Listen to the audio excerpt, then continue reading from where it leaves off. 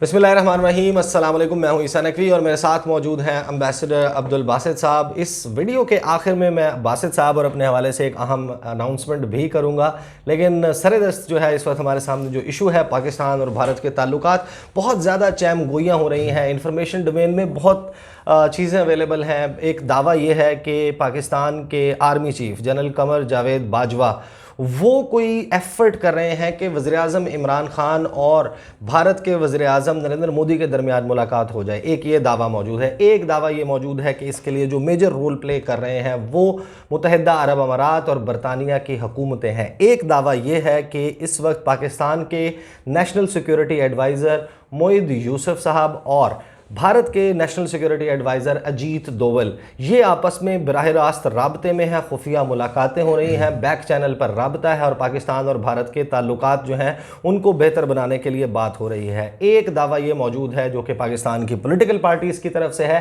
कि पाकिस्तान की हुकूमत ने और पाकिस्तान की आर्मी ने कश्मीर का सौदा कर दिया है, कश्मीर पर गिव अप कर दिया है। भूल जाएं कश्मीर को, मामलात बस अब ऐसे ही चलेंगे।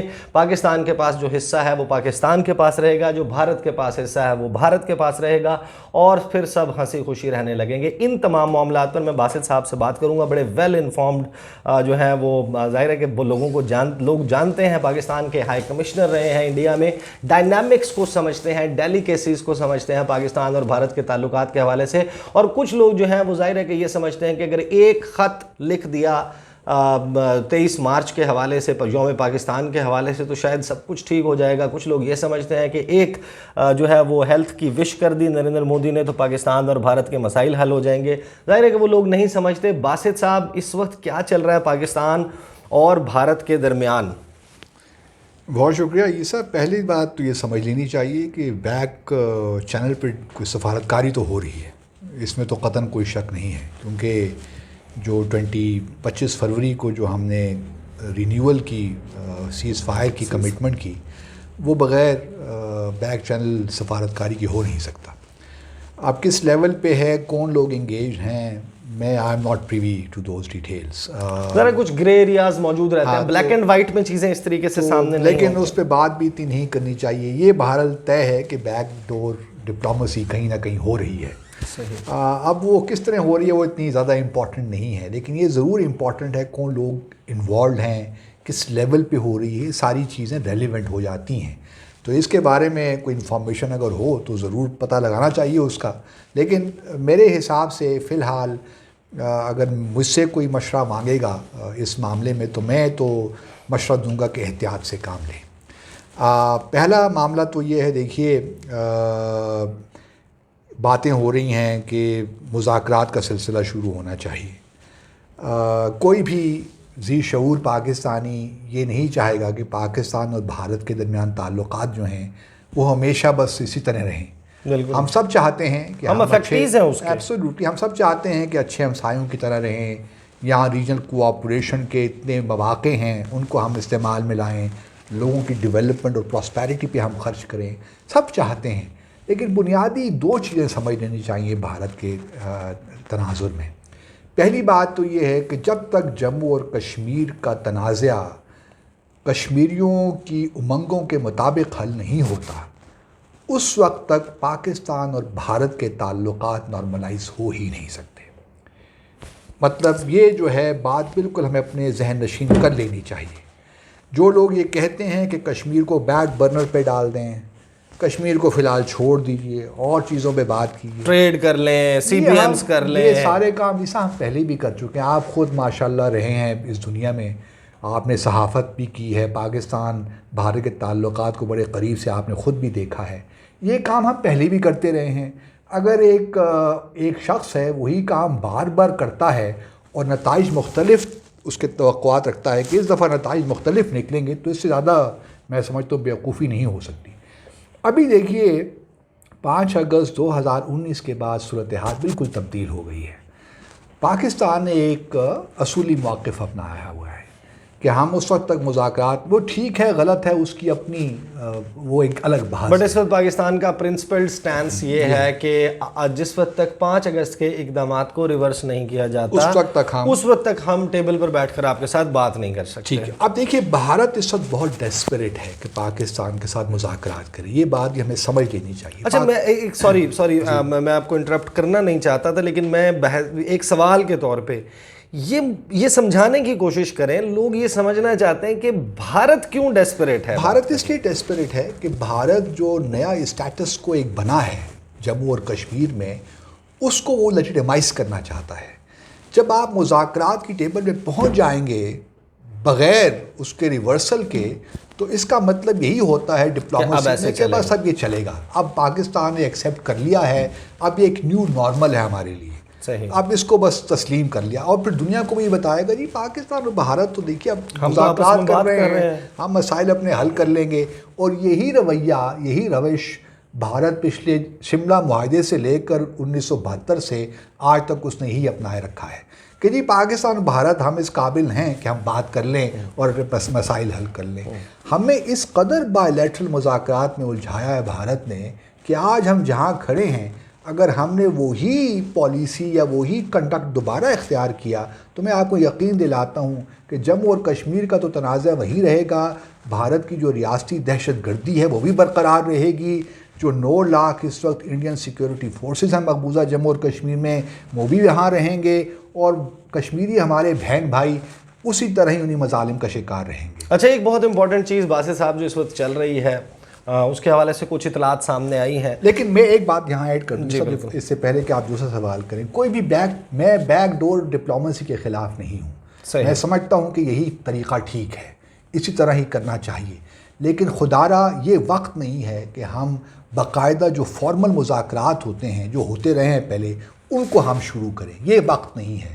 अगर इस वक्त हमने बाकायदा मुज़ाकरात शुरू किए, कोई नया फॉर्मेट बनाया कि भाई ये डिफेंस सेक्रेटरी सियाचिन और सरक्रीक करेंगे, फॉरेन सेक्रेटरीज ये इश्यूज डिस्कस करेंगे, जो हमारा कंपोजिट डायलॉग में जो 8 सेगमेंट्स हुआ करते थे, हम तो उसी तरफ जाएंगे, तो फिर आप भूल जाइए इन तमाम चीज़ों को कि फिर कश्मीर के ऊपर दोबारा बात हो सकती है। जो रूस के वज़ीर ख़ारजा हैं सरगई लावरोफ, वो पाकिस्तान आए हुए थे। पाकिस्तान की हुकूमत ने, भारत की हुकूमत ने अब तक एक मरतबा भी ऑफिशियली ये नहीं कहा था कि पाकिस्तान और भारत नेगोशिएट कर रहे हैं, मुज़ाकरात कर रहे हैं पीस के लिए। पाकिस्तान में खड़े होकर रूस के वज़ीर ख़ारजा ने अपनी प्रेस कॉन्फ्रेंस में मैं वहाँ मौजूद था, उन्होंने कहा कि we are happy and we welcome that कि पाकिस्तान और इंडिया जो है वो अब टॉक्स कर रहे हैं पीस के लिए। तो ये ज़ाहिर है कि लोगों को मालूम पड़ा कि वाकई ये सारा मामला जो है वो इंफॉर्मेशन डोमेन में कम है, इससे कुछ यकीनन ज़्यादा जो है वो चल रहा है, अब ऑथेंटिकेट हो गया है। हाँ, लेकिन जो बहुत ही अहम सवाल जिसके लिए मैंने आपको आज जो है वो कहा था कि आपके साथ मैंने बात करनी है इस मामले पर, वो है कि जो ये बात चल रही है कि नरेंद्र मोदी और वज़ीर-ए-आज़म इमरान खान के दरमियान इस साल मुलाकात होने जा रही है, और वो मुलाकात इस्लामाबाद में होगी। नरेंद्र मोदी आएंगे पाकिस्तान, सार्क सरबरा इजलास 2016 ऑनवर्ड, आपके दौर में जब वहाँ पर हाई कमिश्नर थे तो सार्क प्रोसेस को स्कटल कर दिया था भारत ने, ये कहकर कि कंड्यूसिव इन्वायरमेंट नहीं है, टेररिज्म हो रहा है पाकिस्तान के ऊपर, जो रवायती इल्ज़ामात होते हैं। और फिर बहुत सारे जो छोटे सार्क ममालिक हैं उन्होंने भारत की हाँ में हाँ मिलाई थी, उन्होंने भी यही इसी किस्म का भारत की यानी कि हाथी के पाँव में सबका पाँव वाला काम किया था। वो क्या मामलात चल रहे हैं आपके पास, इतला क्या, व्हाट इज़ योर इन्फॉर्मेशन कि क्या चल रहा है इस वक्त, सार्क इजलास हो रहा है कि नहीं, और एनालिसिस क्या है? मेरा अपना एहसास ये है कि शायद सार्क समिट हो जाए। सार्क कब बनी थी? 1985 में 1985 और 1985 में बनी, और अभी तक इसकी सिर्फ 18 समिट्स हुई हैं। सही। जब भी समिट नहीं हुई उसकी वजह जो बनी वो भारत बनी, और 2016 में पाकिस्तान में उसका 19वां इजलास होना था। नवंबर के महीने में मेरा ख्याल है 9 नवंबर की नहीं 3 या 4 नवंबर, भारत को इसी डेट भी तकरीबन यानी इतना सीरियस था कि डेट एवरीथिंग वाज फाइनलाइज हो गई थी। और उसमें ही सार्क, फिर उड़ी का वाक़या हो गया था, पहले बुरहान वानी की शहादत 8 जुलाई 2016 को, फिर 18 सितंबर 2016 को उड़ी का वाक़या हो गया जिसमें तकरीबन 19 भारतीय हलाक फिर हुए, जो उन्होंने फौजी, तकरीरें की फिर वहाँ पे, हमारे नवाज शरीफ साहब ने तकरीर, फिर उससे पहले कुलभूषण जादेव को हमने मार्च में अरेस्ट किया था। बिल्कुल, मार्च 2016, बड़ा हैपनिंग साल बहुत था। हैपनिंग साल था। तो उसकी वजह से हमें फिर धमकियाँ भी मिली कि terror and water can not flow together, that kind of stuff. Indus water treaty को भी चैलेंज करने की मोदी साहब ने कोशिश की। तो फिर वो सार्क समिट नहीं हो पाई जो नवंबर 2016 में होनी थी। 2016, आज हम 2021 में हैं। तो बैक चैनल डिप्लोमेसी का शायद ये एक निकल आए, लेकिन मैं अभी भी समझता हूँ ईसा कि हमें सार्क के लिए भी कोई इतना ज़्यादा पुरजोश होने की ज़रूरत नहीं है। देखिए, सार्क जो भी इलाकाई तंजीमें होती हैं ना, एक बेसिक प्रिंसिपल याद रख लेना चाहिए कि वो कोई वैक्यूम में काम नहीं करती, खला में काम नहीं करती। उनके लिए ज़रूरी होता है कि जो मेंबर कंट्रीज़ हैं ना, उनके बायलैटरल रिलेशंस में कोई थोड़ी बहुत स्टेबिलिटी हो, यकीनी की सूरत हो, तब कहीं जाके इलाकाई तंजीमें होती हैं, बनती हैं। हमारे यहाँ पाकिस्तान भारत के ताल्लुकात इतने गैर यकीनी हैं कि आप कोई भी काम कर लीजिए। मिसाल के तौर पर सार्क में बड़े अच्छे अच्छे कन्वेंशन भी साइन हुए, फ्री ट्रेड की बातें भी हुई, लेकिन क्या हुआ जब ये पुलवामा का मामला हुआ और फिर बालाकोट हुआ। पुलवामा के वाक़े के बाद मोदी साहब ने 200% ड्यूटी बढ़ा दी पाकिस्तानी इंपोर्ट्स पे, और फिर पाकिस्तान को जो है वो ट्रेड सारा कैंसिल करना पड़ा बालाकोट के बाद। तो ये तमाम वाक़यात ये हैं कि सार्क बहैसियत इलाकाई तंजीम अपनी अफादियत खो चुका है मेरे हिसाब से, और ये कभी भी अपना मैंडेट हासिल नहीं कर सकती जब तक पाकिस्तान और भारत के दरमियान ताल्लुकात में एक यकीनी सूरत हाल पैदा नहीं होती। और पाकिस्तान और भारत के दरमियान यकीनी सूरत हाल पैदा नहीं हो सकती जब तक जम्मू और कश्मीर का तनाज़ा हल नहीं होता। तो एक विशेष साइकिल है। अगर आप इस विशेष साइकिल में चलना चाहते हैं तो चलते रहिए, लेकिन मुझे लगता है, मेरा एहसास ये है कि सार्क समिट हो जाएगी, मोदी साहब भी शायद आ जाएं। ये भी मुमकिन है कि वो अपने सदर को भिजवा दें, लेकिन मेरा ख्याल है कि मोदी साहब, अगर इतना काम हो रहा है, अगर भारत एग्री कर लिया है, उसने सार्क समिट होने दे रहा है इस्लामाबाद में हमें कंसेशन के तौर पे। देखिए, मैंने पहले कई बार कहा है कि भारत ने ऐसा फंसाया है कि वो मुज़ाकरात को भी पाकिस्तान को कंसेशन के तौर पे देता है, जैसे कोई इनायत हम पे फरमा रहा है। हालांकि अमन तो दोनों ममालिक के मफाद में है, सिर्फ पाकिस्तान के मफाद में तो नहीं है ना। तो सार्क भी अगर जो है तो सबके मफादात के लिए काम कर रही है कि अगर पाकिस्तान उसकी मेज़बानी कर रहा है तो इसका हरगिज़ मतलब ये नहीं है कि भारत हम पे कोई एहसान कर रहा है, ये हमारी बात मान के। लेकिन होगा क्या, मोदी साहब आ भी जाएंगे, हमारे वज़ीर-ए-आज़म से मुलाकात भी हो जाएगी, एक नया फ्रेमवर्क आ जाएगा ताल्लुक़ नेगोशिएशंस का, मुज़ाकरात का, ठीक है। फिर एक फॉर्मल मुज़ाकरात का सिलसिला शुरू हो जाएगा। मेरा क्वेश्चन यही है अपनी हुकूमत से, अपने लोगों से, कि इन मुज़ाकरात से आपने क्या हासिल करना है। ये वक्त है अप्रैल से लेकर नवंबर तक, अगर आपने नवंबर का सोच रहे हैं इसको करने का, यही वक्त है कि आप भारत की सिंसेरिटी को चेक करें। सिंसेरिटी को चेक करने के क्या तरीके हैं? क्या भारत तैयार है हुर्रियत लीडरशिप को रिहा करने की, उनको इजाज़त देने की कि वो पाकिस्तान जा सकें, ट्रैवल कर सकें, दुनिया में जहाँ कहीं भी जाना चाहें वो जा सकें? क्या भारत तैयार है जो सारे काले क़वानीन हैं, armed forces special powers act है, पब्लिक सेफ्टी एक्ट है, जिनके जरिए वो search and cordon operations areas act है, उनको हटाने के लिए तैयार है? क्या भारत तैयार है कि जो अर्बन एरियाज़ हैं मकबूजा जम्मू और कश्मीर के, उनको डीमिलिटराइज करें? या चले कुछ भी ना हो, ऐसा कुछ भी ना हो, क्या भारत तैयार है सियाचिन का मसला हल करने के लिए? जो फौजें हैं 1984 उनको वापस हटा दें। कुछ तो हमें बताए ना अप फ्रंट, इससे पहले कि हम मुज़ाकरात शुरू करें। यानी आप ये कह रहे हैं कि भारत जो है कोई बयाना तो देना, हाँ, कोई मतलब जिसे कहते हैं कि आप एक गुडविल जेस्चर दिखाएं दे ना। अगर देखिए हम मुज़ाकरात के लिए तैयार हो रहे हैं तो भारत हमें कुछ तो दे कि हम ये कह सकें कि हाँ, इस बार भारत जो है वाकई संजीदा है पाकिस्तान कश्मीर का मसला हल करने के लिए। अगर हमारे हाथ में कुछ भी नहीं है और हम मुज़ाकरात की मेज़ की तरफ जा रहे हैं तो मैं समझता हूँ इससे ज़्यादा बदकिस्मती और कोई नहीं। बहरहाल कंक्लूडिंग नोट में मैं आपको ये बात बता दूँ, एक तो बासित साहब जो है उनकी फीलिंग ये है कि सार्क सरबराह इजलास 19वां सार्क सरबराह इजलास 2021 में इस्लामाबाद में होने जा रहा है। यहाँ पर मेज़बानी करेगा पाकिस्तान।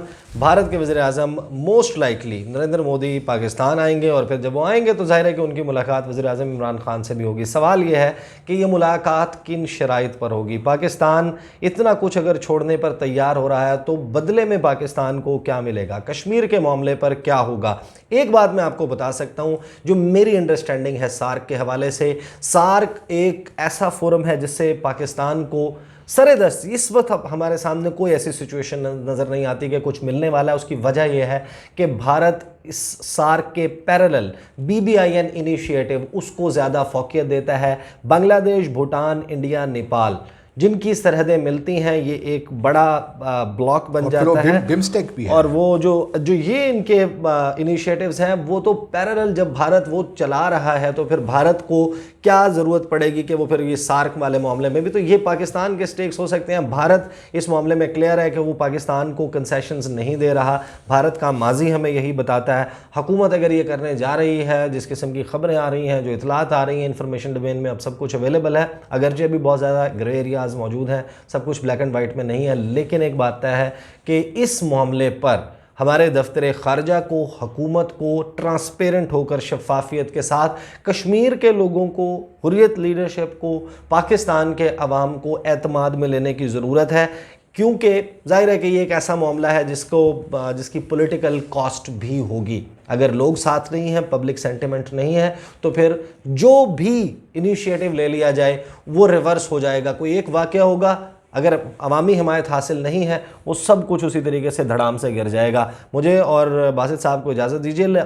सॉरी, मैंने एक अनाउंसमेंट करनी थी। अच्छा, अनाउंसमेंट से पहले मैं बता दूं, ये हॉस्टिलिटी एक किताब है अब्दुल बासित साहब की, मैं पढ़ चुका हूँ, और पाकिस्तान और भारत के ताल्लुकात पर जो आपके तजुर्बात और मुशाहिदात की रोशनी में आपने लिखा है, I think it's an excellent book. लेकिन अनाउंसमेंट ये है कि बासित साहब और मैं मिलकर एक अलहदा से एक नया प्लेटफॉर्म शुरू करने जा रहे हैं। नाम मैं आपको बाद में बताऊंगा, शो का नाम भी मैं आपको बाद में बताऊंगा, और उस पर हम रीजनल अफेयर्स के हवाले से, इंटरनेशनल अफेयर्स के हवाले से और पाकिस्तान के पूरी दुनिया के साथ जो ताल्लुकात हैं, पाकिस्तान के जो इंटरेस्ट हैं, उनके हवाले से बात करेंगे। ख़बरें भी होंगी, तज्ज़िया भी होगा, तबसरा भी होगा। सिर्फ बासित साहब और मैं नहीं होंगे उस चैनल पर, इंडिया से, बांग्लादेश से भी हमारे पास गेस्ट आया करेंगे, और पाकिस्तान के जो मुख्तलिफ ममालिक में सफ़ीर रहे हैं, सफ़रा रहे हैं, उनको भी हम इनवाइट किया करेंगे। और जो इंफॉर्मेशन डोमेन में ख़ास तौर पर सोशल मीडिया पर जितना एक फुकदान है, डिसइंफॉर्मेशन मौजूद है, उसको मद्देनज़र रखते हुए हमने ये फ़ैसला किया है कि हम ऑथेंटिक इन्फॉर्मेशन के साथ आपके सामने हक़ाइक़ लाएंगे। पाकिस्तान के पॉलिसी ऑप्शंस क्या हैं और पाकिस्तान को क्या करने की ज़रूरत है। मुझे अब्दुल बासित साहब को इजाज़त दीजिए। अगली वीडियो में इंशाल्लाह मुलाकात होगी। अल्लाह हाफ़िज़।